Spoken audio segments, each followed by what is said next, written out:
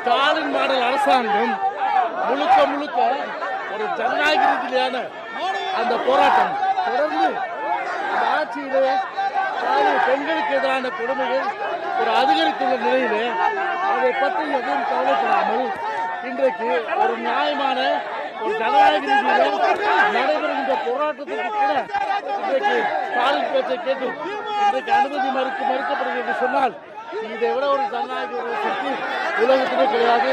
ஜனநாயக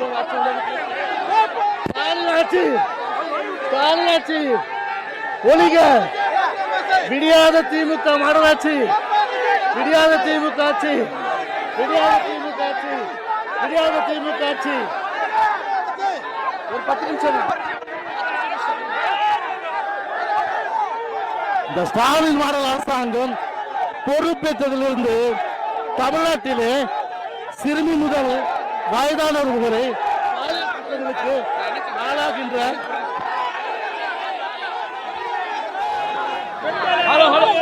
மாணவிகளுக்கு பாதுகாப்பு திமுக அரசு, மாணவிகளுக்கு பாதுகாப்பு திமுக அரசு, மாணவிகளுக்கு பாதுகாப்பு திமுக அரசு, தோப்பு அரசு, தோப்பு அரசு, ராஜ்யமசை தோப்பு அரசு, தோப்பு அரசு. சென்னை அண்ணா பல்கலைக்கழகம் முன்பு போராட்டம் நடத்த வந்த அதிமுக முன்னாள் அமைச்சர் ஜெயக்குமார் போலீசாருடன் வாக்குவாதத்தில் ஈடுபட்டிருக்கிறார். விவரங்களை செய்தியாளர் பாண்டியராஜன் வழங்கிட கேட்கலாம். பாண்டியராஜன் வணக்கம், கூடுதல் விவரங்கள். சென்னை அண்ணா பல்கலைக்கழகத்தில் மாணவிக்கு பாலியல் வன்புணர்வு கொடுக்கப்பட்ட விவகாரம் தொடர்பாக அதனை கண்டித்து அதிமுக சார்பில் இன்று காலை கண்டன ஆர்ப்பாட்டம் நடைபெறும் என அறிவிக்கப்பட்டிருந்தது. ஆர்ப்பாட்டத்திற்கு வருவதற்கு முன்பாகவே அதிமுகவினர் கைது செய்யப்பட்டிருந்தனர். அதிமுகவுடைய முன்னாள் அமைச்சர் ஜெயக்குமார் அந்த பகுதிக்கு அண்ணா பல்கலைக்கழகத்தில் நுழைவாயில் இருக்கக்கூடிய பகுதிக்கு போராட்டத்திற்காக கண்டன ஆர்ப்பாட்டத்திற்காக வரும் பொழுது அவர் தடுத்து நிறுத்தப்பட்டிருக்கிறார்.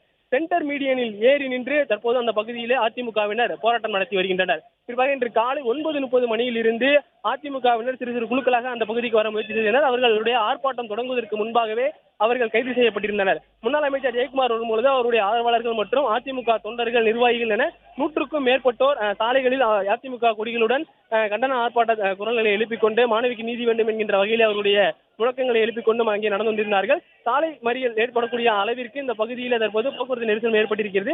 முன்னாள் அமைச்சர் ஜெயக்குமார் மற்றும் நிர்வாகிகள் சிலர் சென்டர் மீடியனில் ஏறி நின்று தற்பொழுது ஆர்ப்பாட்டத்தில் ஈடுபட்டு வருகின்றனர். கிட்டத்தட்ட 10 நிமிடங்களுக்கு மேலாக ஆளுநர் மாளிகையில் இருந்து மத்திய கேரளா செல்லக்கூடிய அந்த சர்தார் பட்டேல் சாலையில் போக்குவரத்து பாதிக்கப்பட்டிருக்கிறது. அந்த ஒரு வழி பாதையில் போக்குவரத்து பாதிக்கப்பட்டிருக்கிறது.